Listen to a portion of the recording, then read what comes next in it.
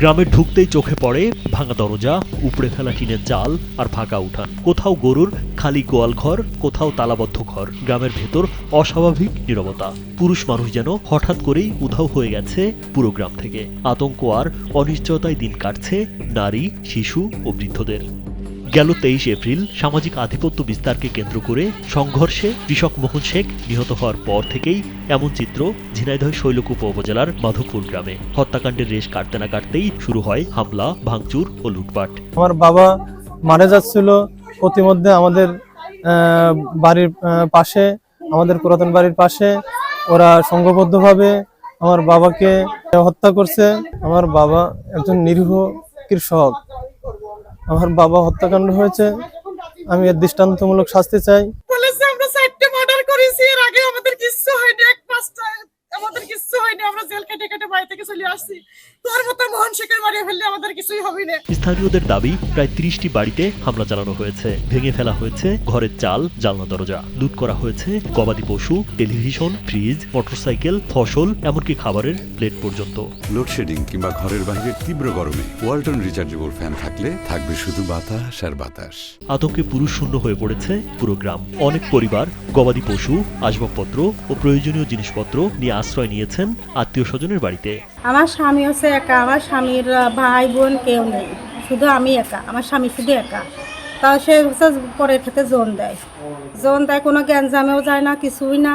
তাও হচ্ছে গেন আমাদের বাড়ির আসবাবপত্র কিছুই রাখি না, আমার পণ্যের কাপড় পর্যন্ত নেই, পেঁয়াজ রসুন। অন্ধকারে নিয়ে তো যাচ্ছে, তারপরে গরু বাছুর ছাগল সবই নিয়ে গেছে, আমাদের কিছুই থুয়ে যায়নি। আমাদের বাড়ির থেকে গরু নেছে, ঘর ভাঙেছে, মেটার ভেঙে দিয়ে গেছে। আমার স্বামী আসামি নিয়ে বসে, কিন্তু সে প্রাণ ভয়ে বাড়িতে আসতে পারতেছে না। শেষ বয়সে এসে স্বামীকে হারিয়ে বাকরুদ্ধ হয়ে পড়েছেন মোহন শেখের স্ত্রী মাজেদা বেগম। স্বামীর মৃত্যুর শোক যেন তার ভাষা কেড়ে নিয়েছে। এরপর থেকেই পুরো গ্রাম জুড়ে নেমে এসেছে শোক আর আতঙ্কের ছায়া। পুলিশ না এসে কিছু করছে না, আমি তার শাস্তি চাই, আমি তার বিচার চাই। আমি কিছু বুঝিনি, আমি তাকে ফাঁসি চাই। আমি আমার রান্তি বলিয়ে সে ভাই বাড়ি গেছে, ভাই বাড়ি গেলে আমি তার ফিরে পাইনি, সব কষ্ট মরে গেছে, তাই নিয়ে আমি হাসপাতালে গেছি। গ্রামবাসীর অভিযোগ, স্থানীয় বিএনপি নেতা মশিউর রহমান দুলাল ও শের আলীর সমর্থকদের মধ্যে দীর্ঘদিন ধরে বিরোধ চলছিল।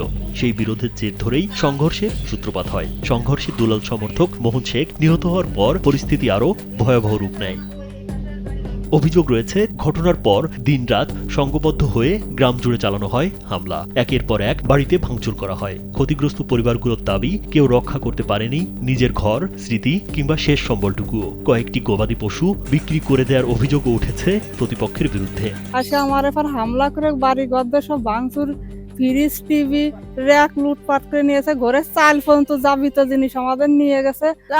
সোনার কানের তা ঘরের যত যাবতীয় জিনিস ছিল সব নিয়ে গেছে, চাল ডাল তরি তরকারি কিচ্ছু নেই। এই ঘটনায় 3 জনকে গ্রেপ্তার করেছে পুলিশ। বাকি আসামিদের গ্রেপ্তারে অভিযান অব্যাহত রয়েছে বলে জানান মামলা তদন্তকারী কর্মকর্তা।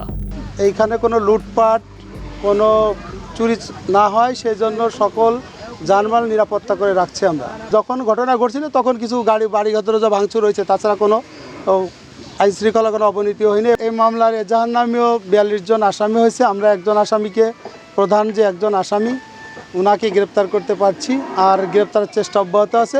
হত্যাকাণ্ডের 2 দিন পর নিহত মোহন শেখের ছেলে হারুনুর রশিদ বাদী হয়ে 42 জনের নাম উল্লেখ সহ অজ্ঞাত আরও কয়েকজনকে আসামি করে হত্যা মামলা করেন। রাজীব বিশ্বাস, কালবেলা।